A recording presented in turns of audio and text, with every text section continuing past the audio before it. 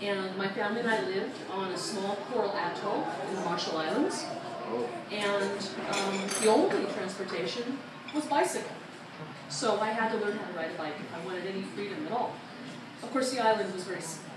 It was, well, in American measurement, it's 3 miles long and half a mile wide. So I didn't have very far to ride.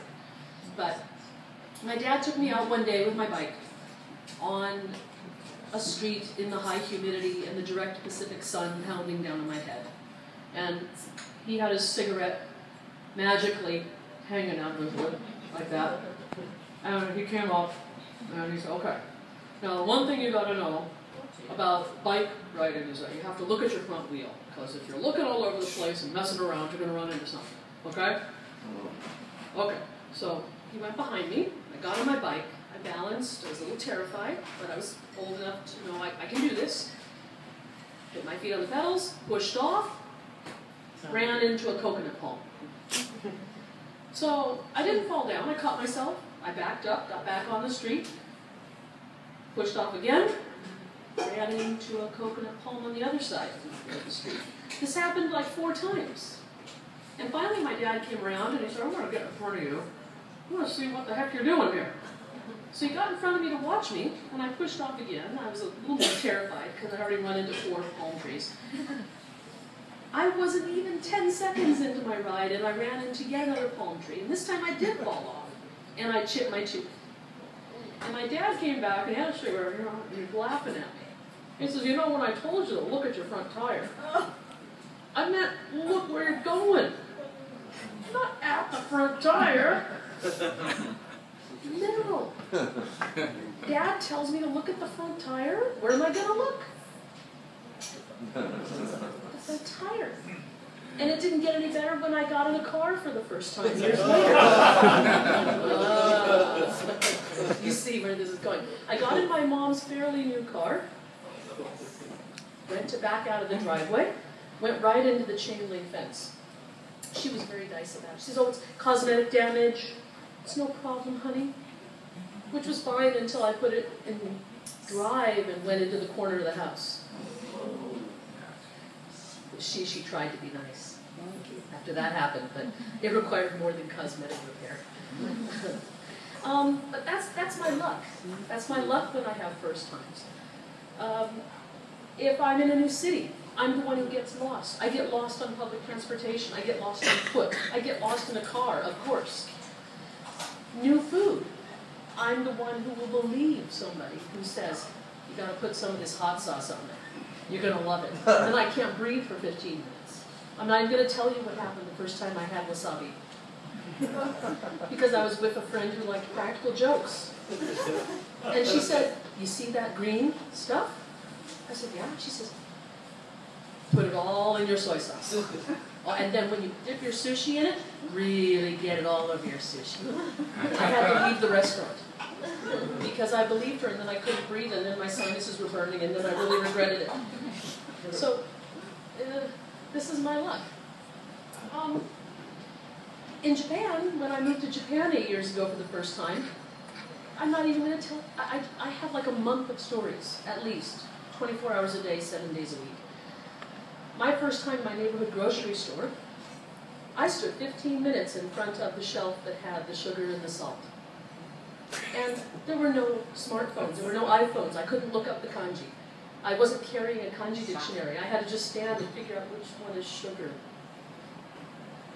Well, is that salt? Finally I decided to just take them both home, and I discovered that salted coffee, don't drink salted coffee. And I discovered which one was sugar and which one was salt. I had to do it the hard way, of course. The stories from Japan are too numerous. Many of us have shared them. I'm not going to bore you with that.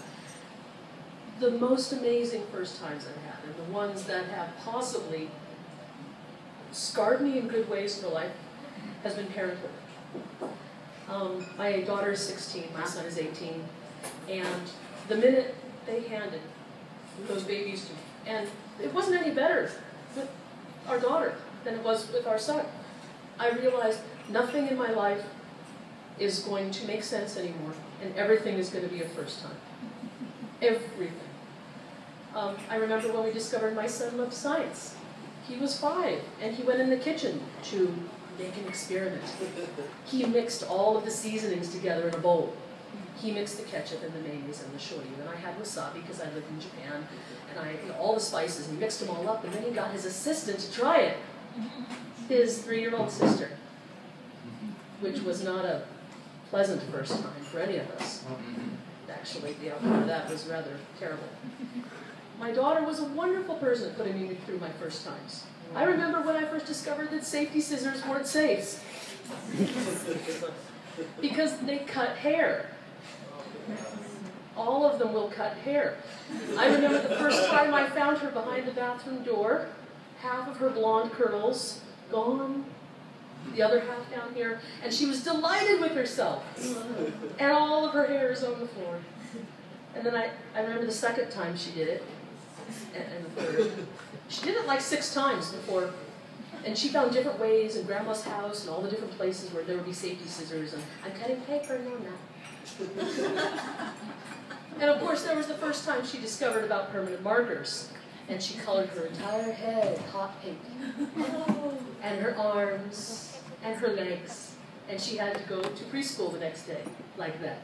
And I had to explain myself as an educator why my daughter is fuchsia.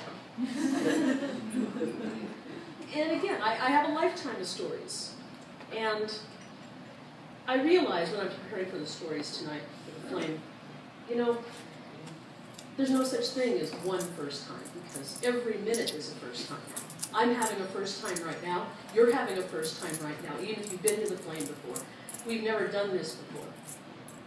And if we think of that every day, I think it's a little bit terrifying. I think we're scared to death to leave our beds in the morning. I mean, I can't predict, I don't know. Everything is a first time. So the best I can do, and I would encourage you, is to just brace yourselves for the next first time. And mine's going to happen any minute now. I might trip over the microphone stand, I might tip all the water over at my table. Just got to get ready for them. And I want to thank you for listening to some of mine.